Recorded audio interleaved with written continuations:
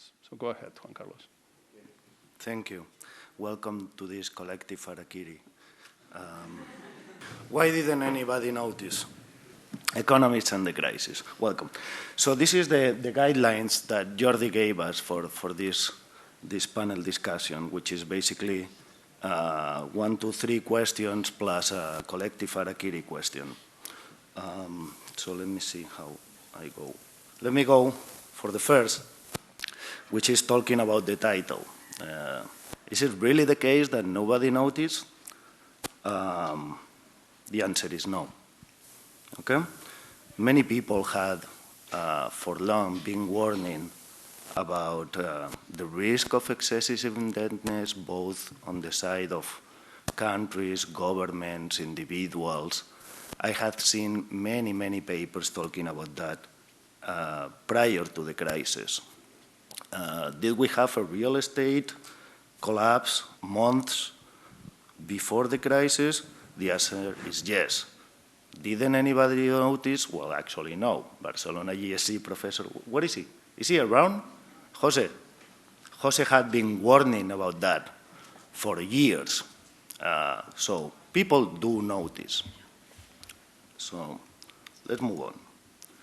But okay, let's go about the questions. In your opinion, what has been the impact of the crisis on how the outside world perceives economists and economic research? So I guess most people in the world seem to believe that we are forecasters. I've never done forecasting. That's kind of, but let me tell you something about forecasting that you all know. We forecast probability distributions of events. So imagine I want to forecast financial crisis, and then I look at the past 30 years of history of the United States. So on average, there's one financial crisis every 10 years. So on average, my stupid forecast would be that there's a 10% probability that there is a financial crisis in any given year. That's the simplest possible forecast I can do. The fact that exposed there is or there isn't a crisis doesn't tell me anything about the validity or invalidity or of forecasting models. So that's the game, okay? The media pretends that economists have the ability to forecast probability distributions of one mass point on one particular event. Sorry, we cannot do that.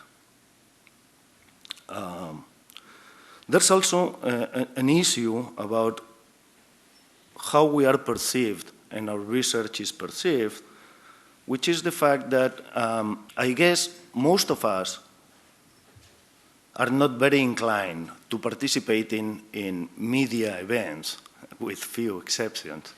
But in general, the debate about economic issues is populated by some individuals who have no problem in doing forecasting of secure events 1 year ahead or 2 years ahead and so on. So I should encourage all of you to actually participate in the debate, to try to put some discipline into the debate. And the reason why we are not that much in the media is because it's the role of ignorance, okay? When I was 15, I knew how to solve all the problems in the world. Then I studied economics and I knew how to manage business cycles. Then I went to graduate school and understood I knew nothing, and I'm on a complete path of intellectual ignorance that I don't know when that's going to end. I'm starting to get worried, but more and more I understand that the answer to most questions is I don't know. Now, if you go to the media and they put a microphone in front of you and you say I don't know, then they turn around and go ask somebody else who claims to know how the world really works. That's fascinating. But here is the issue. We have an educational role in terms of how the world perceives our work and our research. And we should try to do an effort on that. Am I going? I have no idea, but you just say something. 5 minutes. Okay. How do you perceive the value of economic research?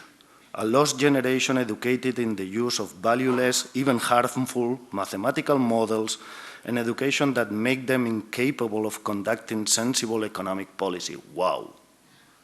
That's something. Okay? Of course, it's in quotes, because I didn't say that. And the question is how you perceive the value of economic research, not how somebody else perceives the value of economic research. I won't make any comment about this quote. It's quite something, especially coming from people who made a career and a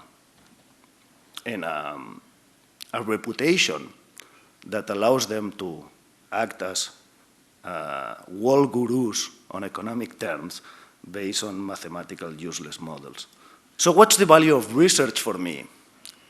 I remember reading somewhere that somebody asked a Chinese official about the impact of the French Revolution. And the guy thought about it and said, you know what? It's too early to tell. That's my take on the value of economic research. Any paper I see, even Keynes, I think this is the first time in my life that I cite Keynes. Even Keynes says things like that. We are all practical minds are the slaves of some different economies. So this is what I tell my students always. What's fun about doing economic theory is that you are 15, 20 years ahead of what becomes practical knowledge. So, for example, I remember a paper by Ed Prescott, Finkill, and Rules Rather Than Discretion. That was 77. Probably at that time, that was useless mathematical mumbo-jumbo. But 15 years later, it influenced enormously how monetary policy was conducted and the importance of commitment to rules rather than discretionary behavior in terms of policy. So it just happens to be the case that it takes a long time for research to become practical knowledge. So I go with the Chinese guy. You know, it's too early to tell. There's people who pontifies about the value of research, especially somebody else's research, but their own. I don't understand why they do that. I just don't see it.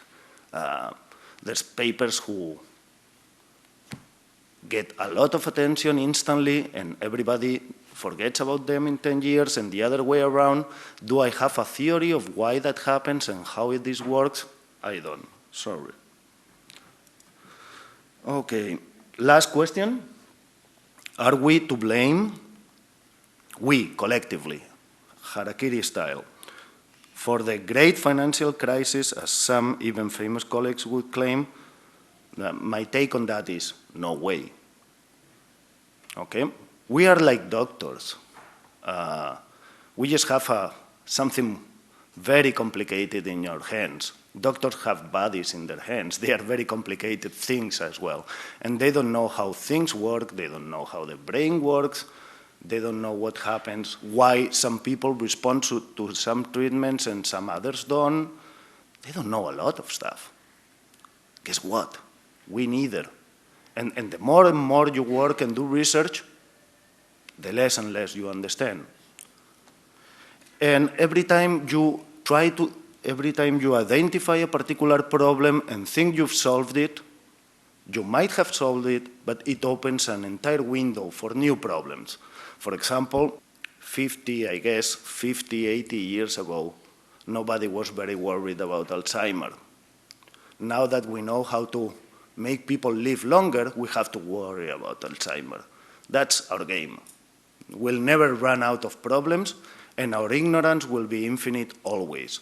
So deal with it, no harakiris. That's it. Thank you very much. Juan Carlos, we'll save the presentation to be able to prove in the future that you cited Keynes once. Okay?